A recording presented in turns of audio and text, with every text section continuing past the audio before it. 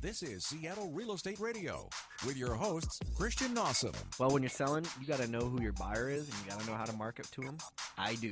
And Dan Keller, mortgage expert with New American Funding. Hey, rates are important, but strategy matters more than ever. For the next hour, you'll learn impactful insider information as Christian and Dan teach about the ins and outs of Seattle's real estate market. Now, here's Christian and Dan. Hello, and good afternoon. Welcome to Seattle Real Estate Radio here on KKOL 1300 AM. We are here with my co-host, Mr. Dan Keller. Hey, what's going on? Dan Keller, mortgage advisor with New American Funding. MLO number, because I've got to say it, 115349. Yeah, so hey, welcome. Whether you are still in your cubicle at work, I hope you get out of there soon, or in your car, or at home, we're happy to have you. Yeah, so thank you everybody for listening. So real quick, last week on the show, we had Mark from the Washington State Department of Transportation on. And my big takeaway from that, because we kind of wanted him on there to talk about congestion, talk about traffic, talk about, basically we tied it all back into home prices and how that can affect it. So we basically came down to the way that traffic is going right now. And the way that you can make money in real estate is by, buying in areas that are either near a light rail station, which all those areas are all going up faster than other areas within a quarter mile outside of that, and being near either a major freeway or on-ramp. So if you're within, this is kind of my opinion, if you're within 10 minutes of a major access point to a major freeway, you're in a much better position long-term, value-wise, than you would be if you're a half hour away from that or whatever that case may be. You know, one of the things I love about you is you always tie things back to real estate and to investing. I don't know why I do that. But Even traffic. Exactly. Well, I sit in it enough. I got enough time to think about it. No, but it makes sense, especially with everything that's going on right now with obviously the light rail and well, we talked a little about Bertha. I don't know too much about that, but I know you do and then how things are going to, with the viaduct and how that's going to impact West Seattle home values. Lots to consider. So. Ballard, West Seattle, Magnolia, East Side. We talked about a bunch of different neighborhoods. So if you didn't catch us last week, you can definitely hit us up on SeattleRealEstateRadio.com. We videotape, not really with tape. We went over how the heck do you say tape these days, record. So we have video of last episode, so you can always check that out at SeattleRealEstateRadio.com, or you can hear the audio on the podcast. That's it. So I don't think you did a very good job of saying who the heck I am today, Dan. You kind of said. You cut me off, bro. No, it's awesome. Every single week I get to hang. I mean, we hang out more. Obviously, you do a lot of business, and I get to actually manage the financing on some of your for some of your clients. The majority, yes. Yeah, we talk a lot, but we actually get to hang out once a week, and I love it. So it forces us to hang out. It forces us. Well, we still haven't caught a Mariner game after this, though. And fishing season's opening this coming week, That's so true. we'll be hanging out more on the water. But no, I get the privilege of hanging out with one of Seattle's finest real estate brokers, and that is Christian Nossum with Wilson Realty, otherwise known as Awesome Nossum. Yep. So I got the Awesome Nossum group over at Wilson Realty, and it is a lot of fun being over there, and it's a lot different than most other agencies, that's for sure. Yeah. So, well, you're having a lot of fun right now. Geez, I think you're averaging about 2 to 3 hours of sleep right now. Yeah, pretty much, because I'm working all the time. Everyone wants to buy a house right now. Yeah. So actually, that actually is a great segue. So let's kind of talk about. So today's show is kind of going to talk about being a real estate agent and how that works for all these people. I get people that contact me all the time that say, "Hey, I'm thinking about getting into real estate. Can you help me out? Would you grab a coffee with me?" So I wanted to create kind of a video to kind of explain how that process works, the reality of it, and, kind of the pros and cons. Yeah. And we're going to bring on someone who is a somewhat newer agent as well in the Seattle area and get his take on it. I really think Les, and he'll be in on the second episode today. But I really think second segment. I think he's an up and comer. He's certainly he's good. He's good. I had lunch with him the other day, and he knows his stuff. Yeah, he's doing the right things. He's working hard. So, anytime, and you've seen this over the years, anytime the market gets good, people flock to selling real estate. It's unfortunately the barrier of entry is pretty low. Extremely low. It's extremely low. And that's obviously why there's a lot of fallout. And we're going to talk more about that. But I assume right now with the market doing so well and so exciting up here in Seattle, a lot of people are getting into the market. And so hopefully this show will open up some eyes, some thought, some conversations around selling real estate and being successful at it.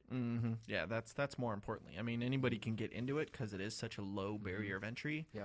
But actually succeeding and treating your clients correctly and doing the right thing, that's a lot harder. Yeah. And they don't teach you that at all getting your license. Nope. Getting your license is, how do I not break the rules? That's really all the courses are. Exactly. Yeah. That doesn't teach you how to do it. Yeah. So, I wanted to say something. So there's what? You're looking at me like, well, I'm looking at you because I want you to give us your real estate minute. Are we going to get to that, or are we going to wait till the end of the show? No, you want to save that for last, or you want to do it now? No, I'll do it now. Okay. All right. Welcome to this week's Seattle Real Estate Minute with Christian Nossum. I mean, dude, that's why I show up every week. I is know. for the minute. I don't care about all the other guests and everything else. You only want to know I'm only here for the minute. You're only here for the real estate minute that takes 7. That's it.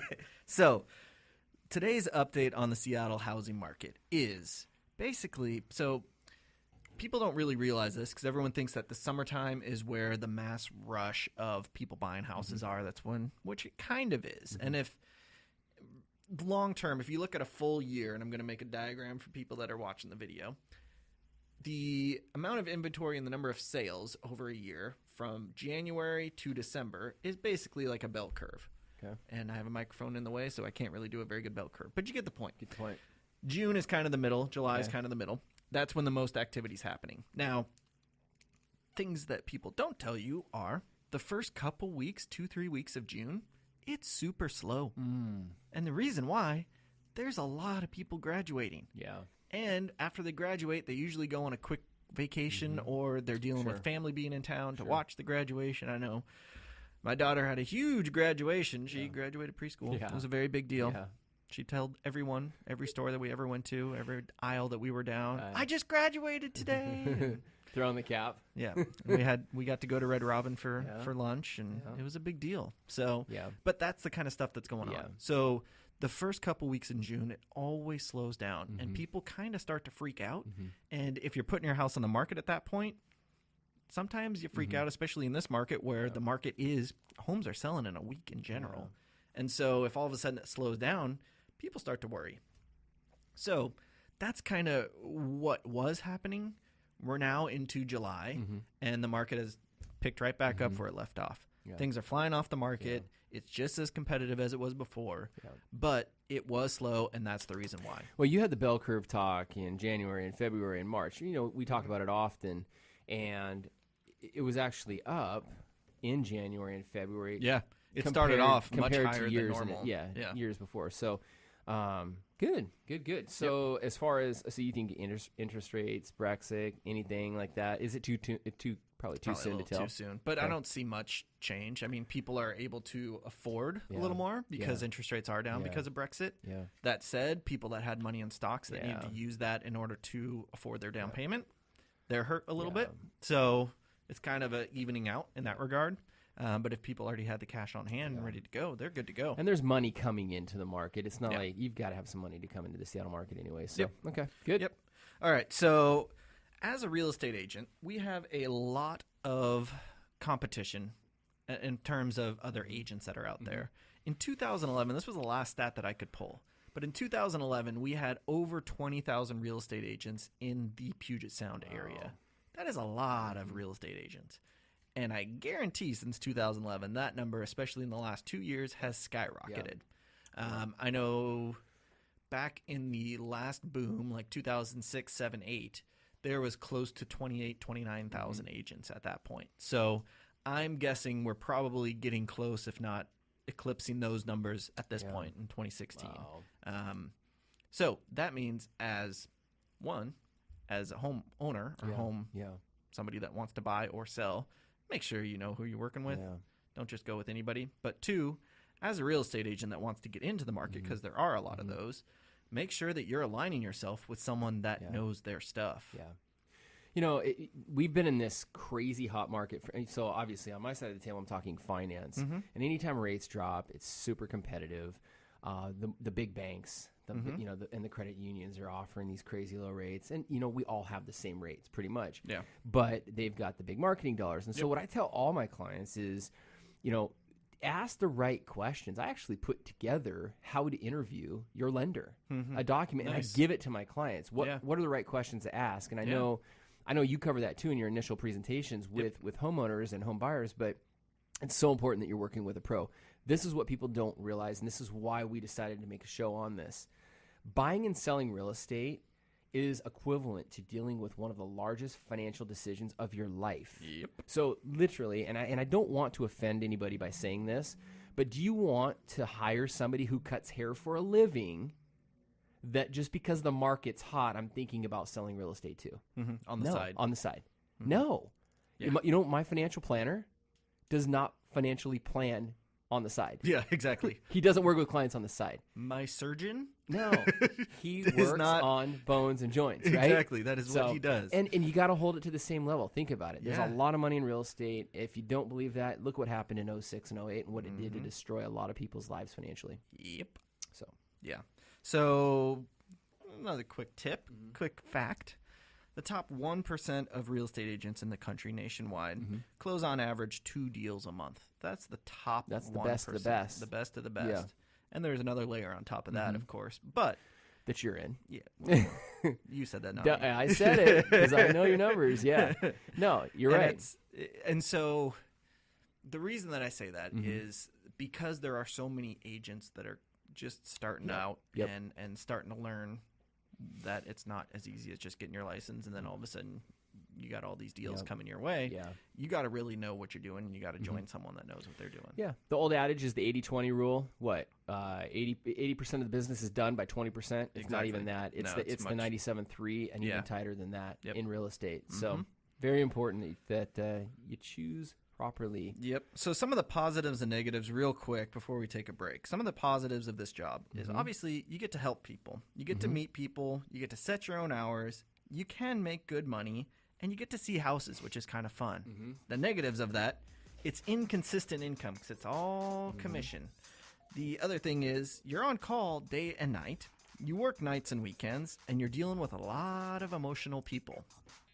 Fun Emotions. Times. Yes. Yeah. So we got to take a quick break. We're going to come back. We got Les Cutting coming on, who is a newer agent here in the business, and he's going to tell us how it really is. Stay tuned. There's more Seattle Real Estate Radio coming up here on Business Radio 1300 KKOL. We're back with more Seattle Real Estate Radio with your hosts, Christian Nossum and Dan Keller. All right, hey, welcome back to Seattle Real Estate Radio here on KKOL 1300. We are here, just a quick reminder, every single Monday from 3 to 4. We talk about current real estate trends, what the market's doing. We talk a little bit of finance, but we try to keep you in the know. Christian and I both are down in the trenches. Yep. Every single day. All day. And we like to bring that back to you, our listeners, our past clients. And so we appreciate you listening in today. Yeah, so today we are talking about being a real estate agent in the Seattle area. Wow. And if it's tough or if it's easy or what. So I brought in a newer Seattle real estate agent, Mr. Les Cutting. How are you, man? I'm good. How are you guys? Good. Awesome. We're doing awesome, and I'm glad that you were able to come in today. Thanks for having me, man. Les is a former DJ, former radio show host. Listen to his voice. I know. It's like smooth. Very smooth. I can't do that at all. I'm like chipmunk over here. No, you have a good. I told you when we first started the show, you have a great real estate voice. Les, on the other hand, you got this. You know, back in the day, the dream was to be a late night R&B. Smooth late night Les. That was late night with Les. Now you're listing with Les. now it's list with Les. Right. Exactly. Right. So Les Cutting is a real estate agent here in Seattle. He's been an agent for a little over a year at this point. And I've checked his numbers. He's legit. He's actually doing a really good job for a newer agent. And now, by the way, we are on Facebook Live as well right now. What's up? Doing another one. Yep. we want to bring him in today because we want to discuss the process of actually starting a career in real estate and his experience in doing so that we can kind of explain to people, what the process is like realistically, not it's super easy, anyone can do it, that kind of thing. So, Les, thanks again for coming in. I appreciate your time. Thank you. So tell us what drew you to this job. What made you to decide to become a real estate agent? A lot of things. So I grew up kind of all over the place. Toronto, moving to LA. Then summers I'd go to Jamaica. My parents are from Jamaica. Then I'd go to Miami, see my other family, New York, just all over the place. So I was always seeing different kinds of architecture, different types of real estate, and I was like, every city I'd go to, I'd like, oh, I want to live there. Yeah, I want to live there. I want to live there. So fast forward in high school, I had a buddy, came from a wealthy family, and he invited me over to his home in Calabasas, which is in LA, just outside of LA. And his house is set up where it's 2 houses on one lot. So one house here, main house, and then there's another house, and there's a sky bridge connecting it. Oh, wow. The whole left side of that house, the house on the left, was his. Wow. He's That's like crazy. Only child, 16 years old at the time. And he has his own house. His own house, full arcade, everything. And I'm like, Jeez. I need to live here. I need to do this. So that was kind of it early on, that got me interested in real estate. So you just like the house aspect, just the house actual aspect of it, And then back in the day, I don't know, I'm going to date myself here. MTV Cribs. Yeah. Going back to that, watching all the celebrities and what they have, I'm like, okay, how do I get to that? How do I get a house like that? Yeah. And instead of buying one, now you just get to look at them and sell them. Exactly. And then eventually you get to buy one. Right. That's the plan. So cool. Okay. So let's talk about how kind of simple it is to become an agent, to actually get the license, and how that whole process works. So explain. So do you have to, I know the answer, but I'm going to set you up. Okay. Do you have to take classes in order to actually become a real estate agent? Absolutely. So in Washington State, it's 60 clock hours, and then I think 30 hours for the law side of it. So 90 hours total. And then after that, you go and take your test. I think it's a 2-hour test and about 140 questions, or a little more than that, somewhere around there. But fairly simple stuff. You can do it online, or you can actually take the class. I went in and took the class because, I can sit at a computer screen for an hour and look at it and forget everything that I just read. I recommend people go in and do it in person as well, because you actually get a lot more out of it, in my opinion. Right. And the same thing is, I look at it, you're in a people person, or people business, right? So interacting with the teacher, the other students, I think it's an easier way to remember the information, because it's a lot of information. When I first got into business, they say it's like drinking from a fire hose, and that's the best analogy for this business. Yeah. There's a lot of info coming right at you right away, from following the law, from filling out the forms correctly, from being able to explain the forms, and then a ton after that. But that's just the super duper basics. So I guess we kind of went over this. So there's lots of different ways to actually take the classes. So you can do it in person. You can do it online. Anyone can Google it and figure out where they're at. Rockwell is a big one. Micah is another one, which is up north in Linwood, I think. And I think they have a place in Kent or somewhere too, somewhere down south. So that's kind of how you can do the classes. So the next step after you take the classes, you take the test, you pass the test. The next step from there is picking a brokerage to work at. And some of the things that you need to consider, and I'm going to ask you a question about this too in a second, but some of the things that you need to consider when you're picking a brokerage, and tell me how you did it. I know how I did it, but how did you pick your brokerage? Did you go, okay, well, I want to talk to all these places because I know their names, or was it something else? So at the time, I was going through ads and stuff, kind of looking, because brokerages, they post ads saying, oh, new agent, we'll train you, that type of stuff. So I think I was interviewing brokerages before I even took the test. So I kind of went around and I was interviewing people, and at the end of the day, in my opinion, some of them just want agents in the office, and you can tell that. So I could tell what kind of person they were or what kind of brokerage they would be. You know, some of them was like, okay, you're going to get in here and that's it. Yeah. And that's the end of the story. Exactly. You have a desk and that's it. There's some people who are like, okay, well, you know, we have this process and this is what's going to happen. We're going to do these training courses and we're going to help you to really launch your career. And that's really good too.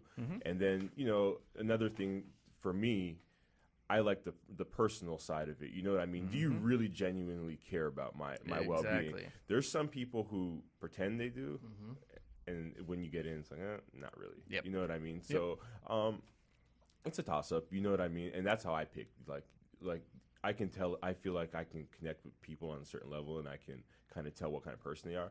So that's how I kind of picked it.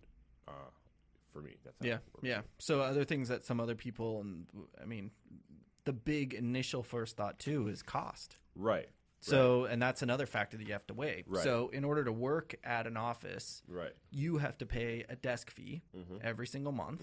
And then on top of that, you have to pay a split on your commission. So Right. anytime you make money, you got to pay a portion of that to that office. Brokerage gets paid first before you get paid. Exactly.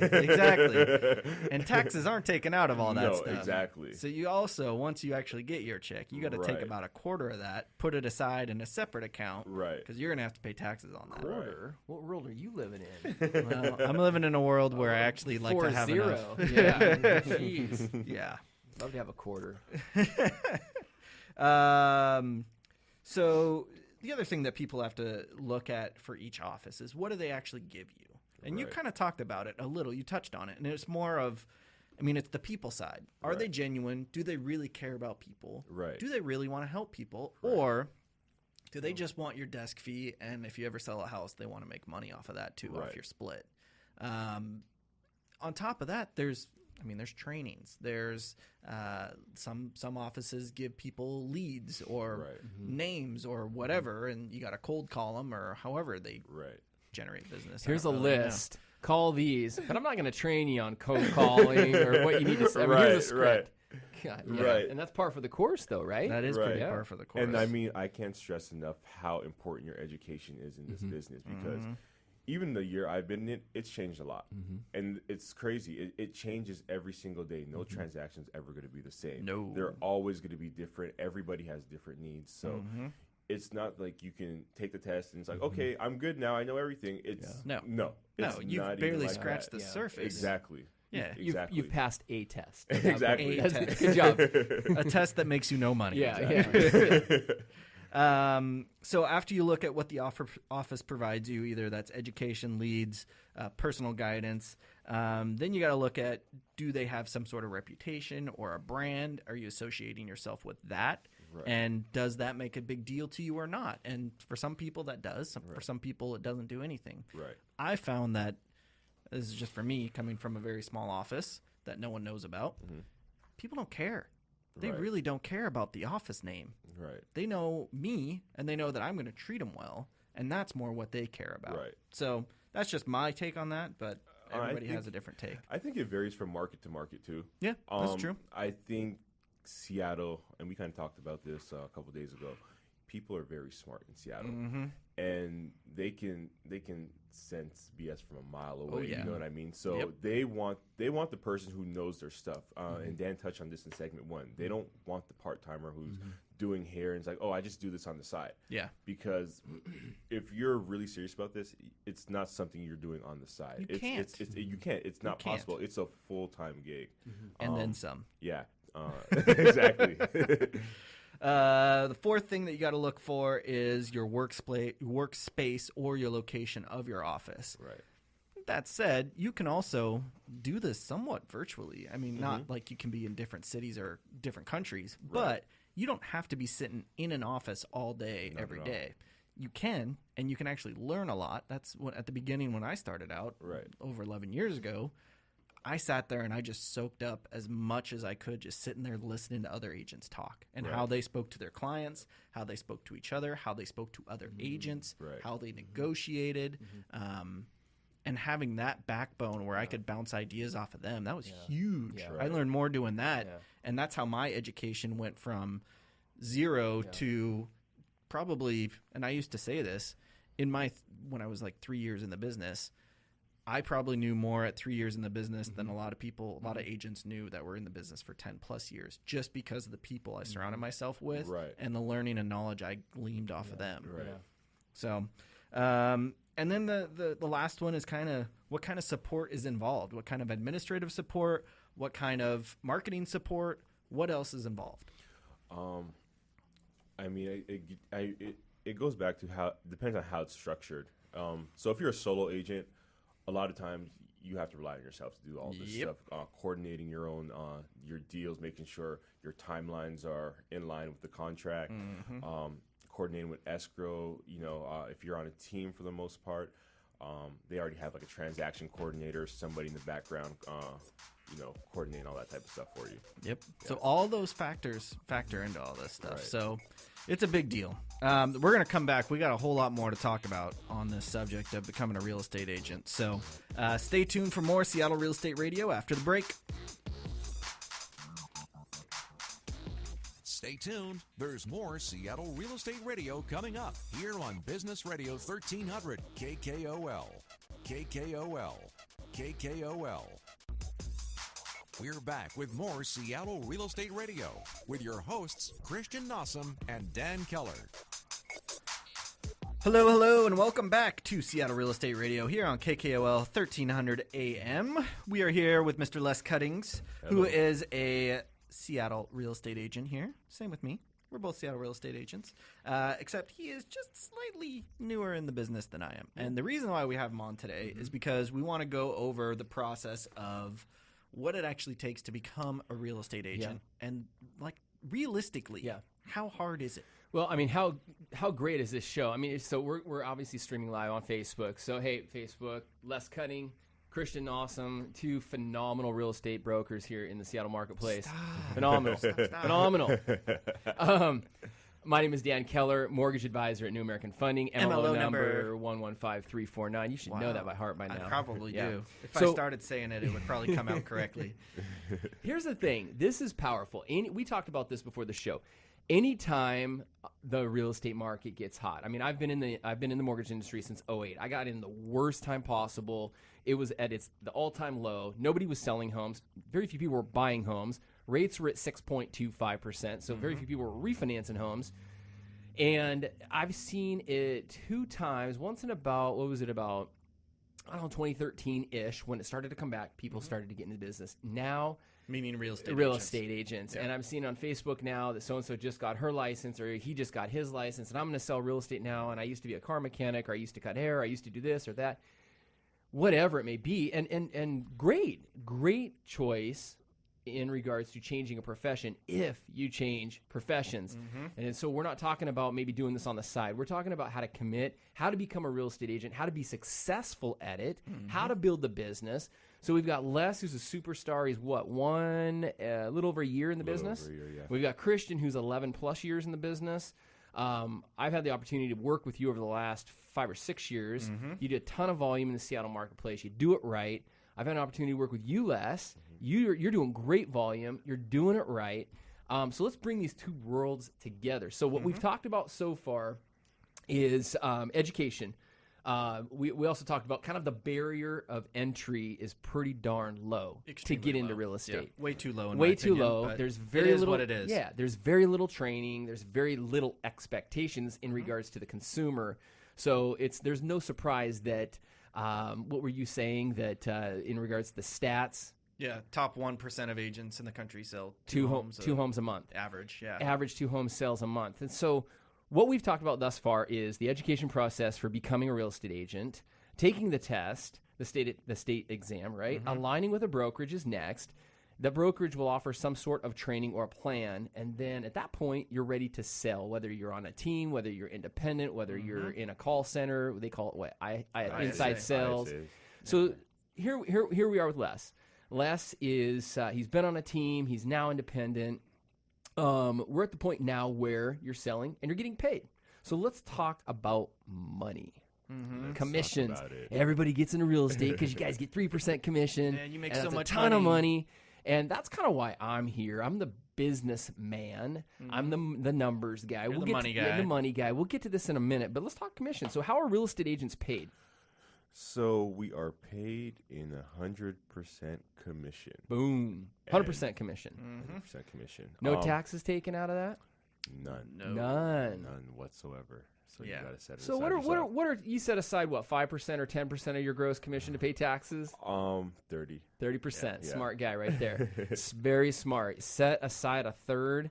Okay, good. So you're paid 100% commission. Right. Tell me more about commissions. What's the standard?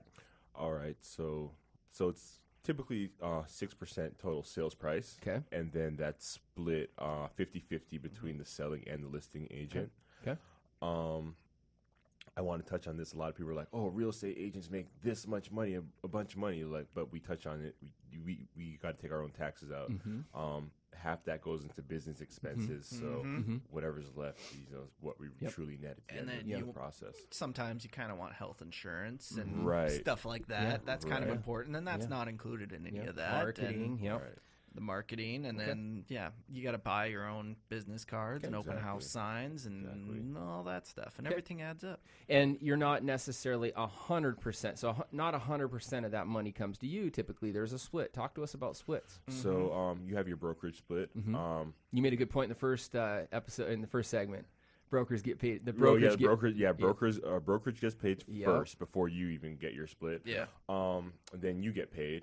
Okay. And then usually there's kind of like a franchise fee. So depending on what it is, you may have to pay until you get a certain point. Then you may get 100% of your commission. It really depends on your brokerage and how it's made up. Yeah, so it can go from 50% you're split in half to there's some that do a small fee and you don't even take a percentage out. Right. You get nothing for working there either, though. So there's multiple ways, but bottom line, at some point, you're splitting part of that. So let's say your commission is $15,000, for example. You're not getting that $15,000. Maybe you may get, let's say, for example, $13,000 of it. Then it's up to you to pay your marketing and pay your taxes and all that good stuff. Right. Okay, so here's a bigger, I guess, a piggyback question to that.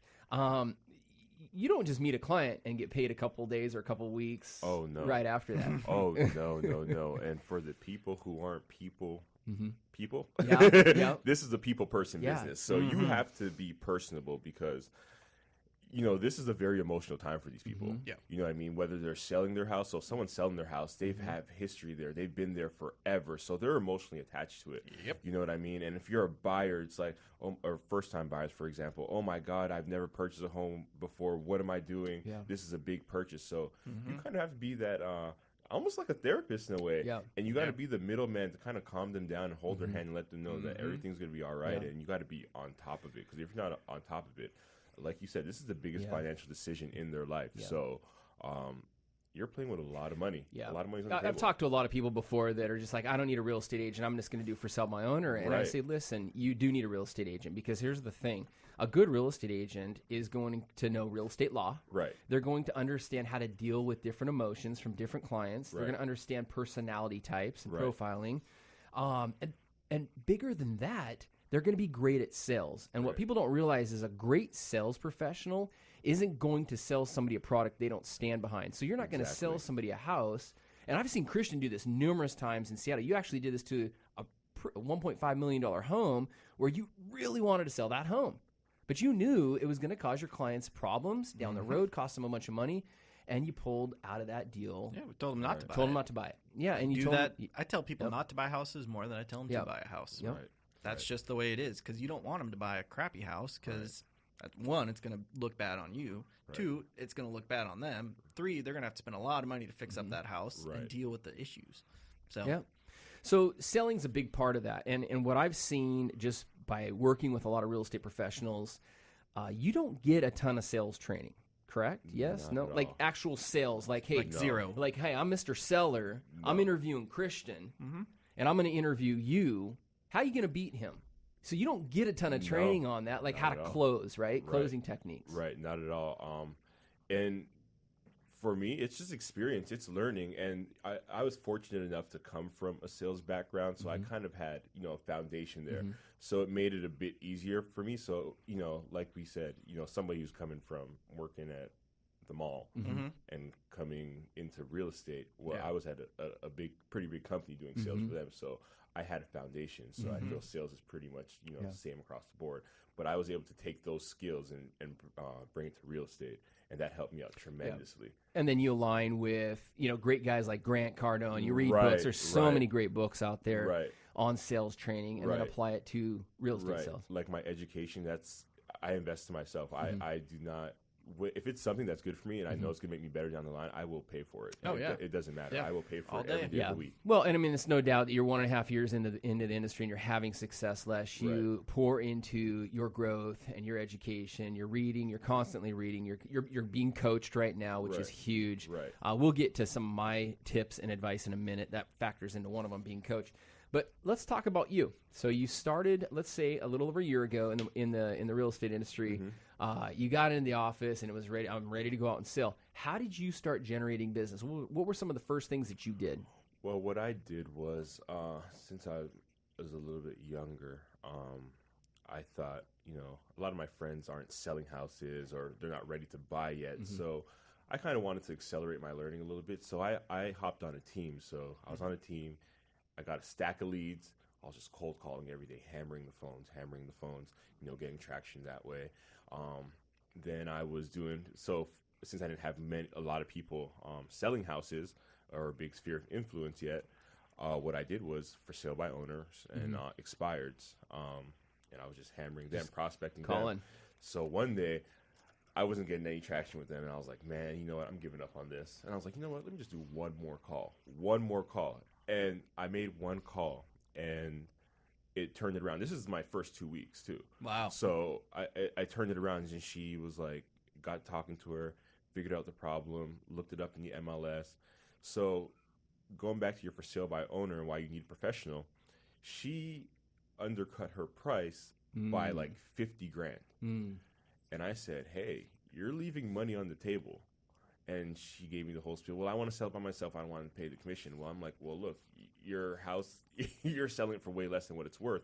So we, put it on the market, added an extra $50,000 to it, and she got that. I think she got a little bit more. And they were grateful for that. You know what I mean? And even after she paid the commission, she probably still made out much better than had she done it herself. Right, exactly. Yeah. So and through the process, she didn't know a lot of the things that I knew. And she was like, I didn't even know that. So you open yourself to a lot of liabilities and possibly a lawsuit if you don't know what you're doing, if you don't know the law behind real estate. Hey, give me that thing on the counter right there. Yep. So what I'm hearing you say is this guy saved your bacon. Without this guy, without making that one more call, you may have shut it down. Right. Yeah. Exactly. So if you're watching Facebook Live, mine's being held by Shannon right now. Literally, my phone has made me a ton of money. This phone will make you a ton of money. You've got to be able to talk on the phone. You've got to not be. You got to be able to cold call. But you got to be able to understand how to use that sucker. So one of the last things before we go to break, Les, talk to us about what it looks like to you meet a client and showing homes or listing them. Let's just talk about showing homes for now. For now. What's that look like? Do they ride in the back of your car with you, or how's that look?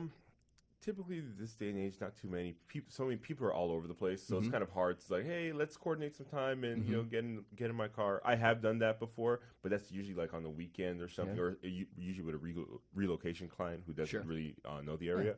But typically, what I do is I send them out a list of houses that meet their criteria, or they send me something that they have interest in. We put it all together.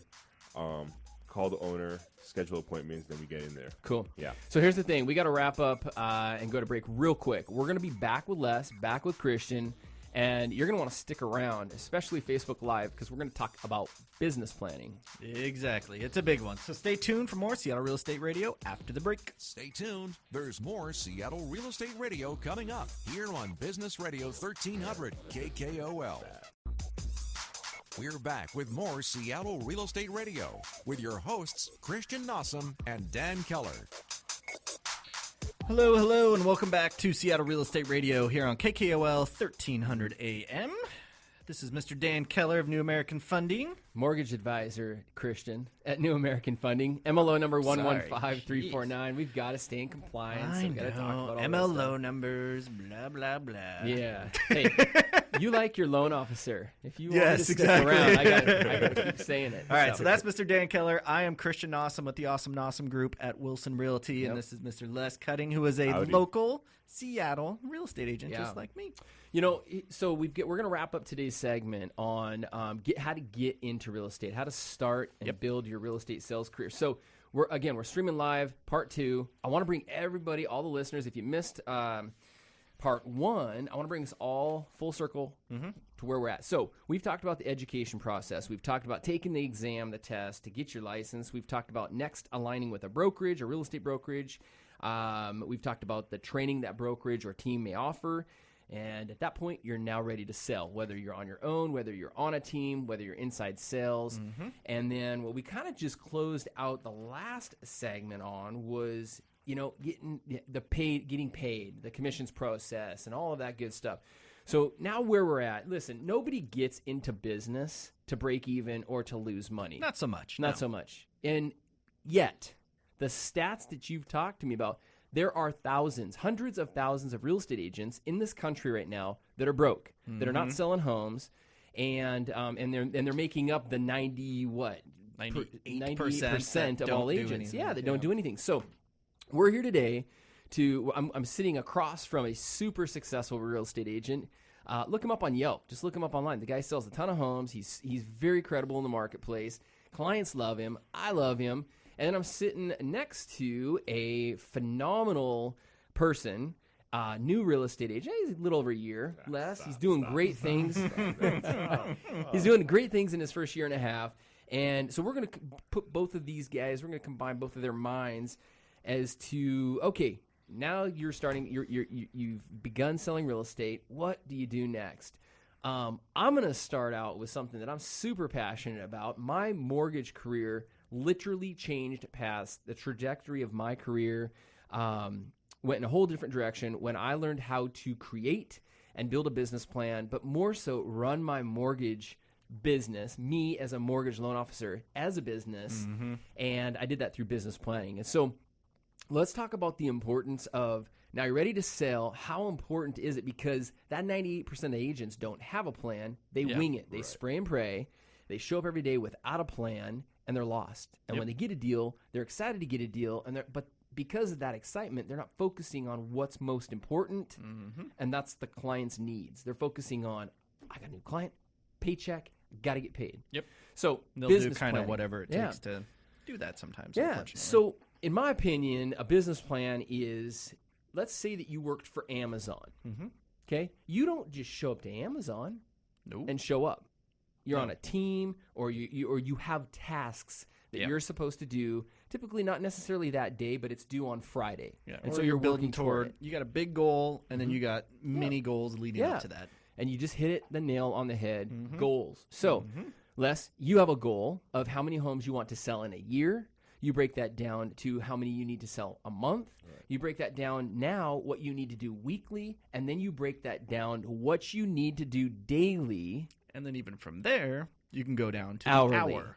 to what you're doing. So I know certain days you do different things, but you have a plan. And most of the time, great sales professionals spend, I call it green time, but they spend the most amount of their time prospecting. So having conversations, real estate related conversations. I walk in the door every single night. My son says, Dad, first thing he says, he's been saying this for 2 years, how many loans did you get today?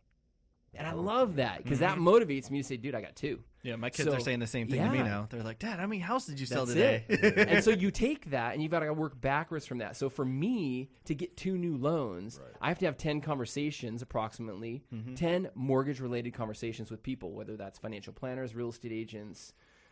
I have a web presence, so leads online. So what are some prospecting activities that you do as a real estate professional? Time blocking. So from 9 to 11, you block that time off. You turn everything off, whatever it is, and you just sit there because you're in a people business, so you need people. So you need to find people. So that 2 hours, calling, Okay. calling past clients. So from 9 to 11 on certain days of the week, Right. you are prospecting. Right. Who are you calling? A lot of past clients, you know, Okay. catching up with them, seeing how they're liking their house. Is there anything I can do for them? That type of stuff. You know, got to find new people, so new clients, a lot of cold calls, and you know, following up with whoever I need to follow up with, escrow, current clients. Hey, you need to do this. Our timeline's this. Mortgage lenders, you know, talking to whether it be you, Jason, whoever it is. Hey, what are we good here? That type of stuff. Even the listing agent too. Yeah. Hey, Keeping where we everybody at? in the loop. Exactly. Yep. Where are we at with this? So let's say you have no clients. You're prospecting. You've already said for sell by owners, maybe expired. You're calling those people. You're calling business professionals, lawyers, divorce attorneys, CPAs. Just introducing yourself, being a resource. Correct? Right. And I mean, that may take a little bit longer to cultivate those relationships, but at the same time, if you have a good personality and you're meeting people, they're going to remember you, and you find a way to stay in front of these people. Yep. They will remember you when real estate related needs come up. Like I had somebody that I went to school with. I hadn't talked to them in about 5 years, and they just randomly called me. And they're like, you know, I see your stuff on Facebook or whatever it is, and they're like, hey, I have a friend moving here. Can you help her out? And that was it. And, you know, I followed up with her, you know, reconnected, sent her something, and thanked her for that. You know what I mean? So that type of stuff. You know, let people know what you do. Yeah. Okay. So new agent. Right. You've got a prospect. You've got to call. You've got to use that phone. You got to prospect. Fast forward 11 years. What are you doing now for lead generation? Currently, I am so slammed. Yeah. So you're answering your phone. Yeah, I'm just answering my You're phone. answering your phone. So Christian's People business, are reaching out and saying, I want to work with you. Your phone now rings organically because you've taken care of your clients, you've taken care of your past clients, and you're getting referrals. Yeah. So now you've gone from a heavy prospecting business to now a business that's feeding you because you've taken great care of clients. Yep, pretty much. Phenomenal. You got to check out his Yelp reviews. It just makes me sick.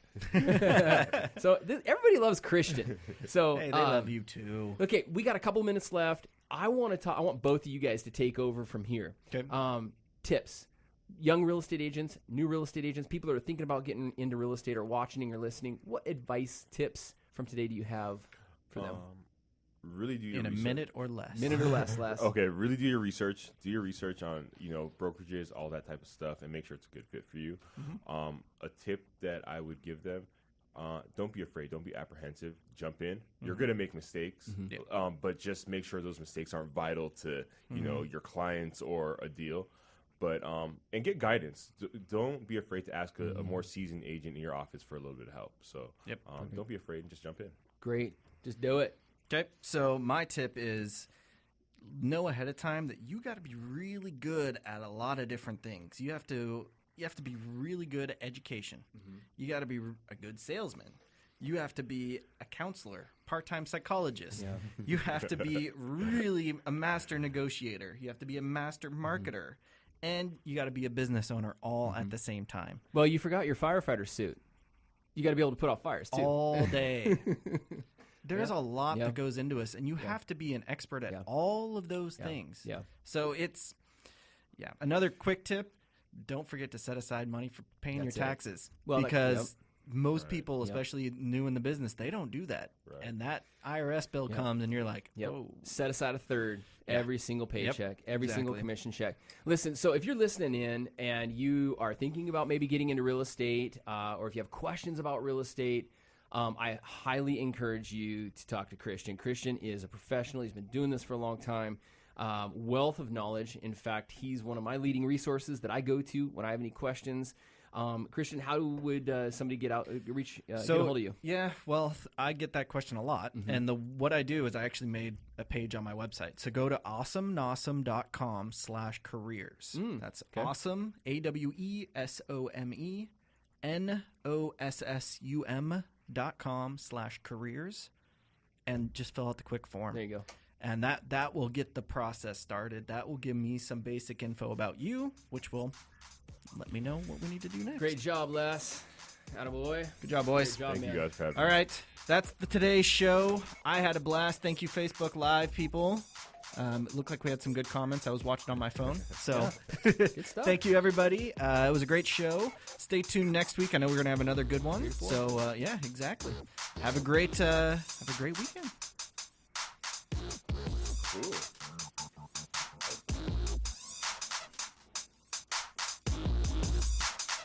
To contact the show or for more information, visit SeattleRealEstateRadio.com.